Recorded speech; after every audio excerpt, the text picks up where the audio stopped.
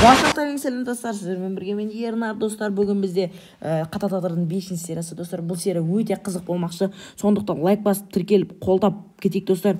Достар, осы Қатал Тағдырдың соңғы сериясы деп айта аламын, 5-ші серия. Егер де достар, сіз бұл серияны 100 лайктан асырып жүрсеңіздер, достар, мен бұның 2-ші сезонын шығарамын. Қысқаша айтқанда 6-ші сериясын шығаруға тырысатын боламын. Ал енді достар, видео қызықты болады. Лайк басып, тіркеліп, қолдап кетсеңіз достар, тіркелейікші. Тез осы жазға дейін біз 2000 подписчикке шейін жете аламыз. Сондықтан ал видео өте қызық болмашы, біз видеоға кеттік. Бір күні осы үйде орташа баланы асырап алған отбасы тұрады. Олар күніге беймен қуаныш, бірақ бұл баланың түрі күлмейді екен. Осындай қуанышты сәттерді күннен ескереді. Күніге қуаныш, күніге бақыт болып, бала деген қатты өзінің армандарына жеткісі келеді екен. Мұнандай кедей заброшка үйде 2 адам өмір сүріпті. Негізі үшеуі, просто мамасы жұмыс істейді. Ал әкесі күні-түні алқаш болып, баласына осы еденді сыпыруға бұйрық береді екен.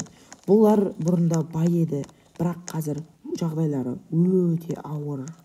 Ал осы 2 үйден негізі 2 бауыр тұрады. Және де біз сіздерге 10 жылдан кейінгі сәтті көрсететін боламыз. Алын жеп кеттік. A few moments later. Осындай зәулім үйде тұрып, 10 жылдан кейін анасы төсек тартып қалады.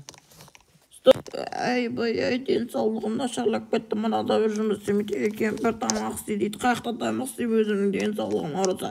Ойбай, белім, ойбай. Ай, белім ауырып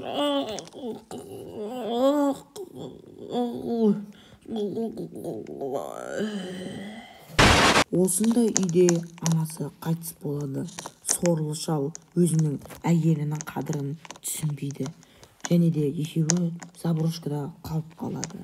Осылайша бір күні ата келеді. Ей бала, бізде тамақта еш нәрсе жоқ. Бізге ақша керек. Ақша тап тез, дейді. Содан соң бала қорыққанынан қашады. Ал 2-ші үйдегі бала кітаптан көп ақпараттар алып, өзінің болашақ арманы полицейский болам деп армандайды.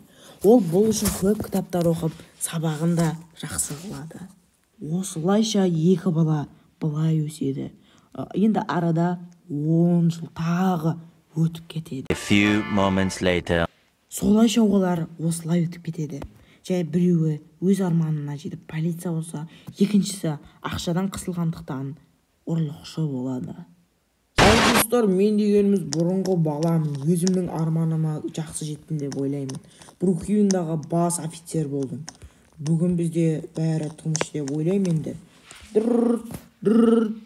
Менің рацияма хабар келіп жатыр. Бір-екі қаланың бас офицері тыңдап тұр.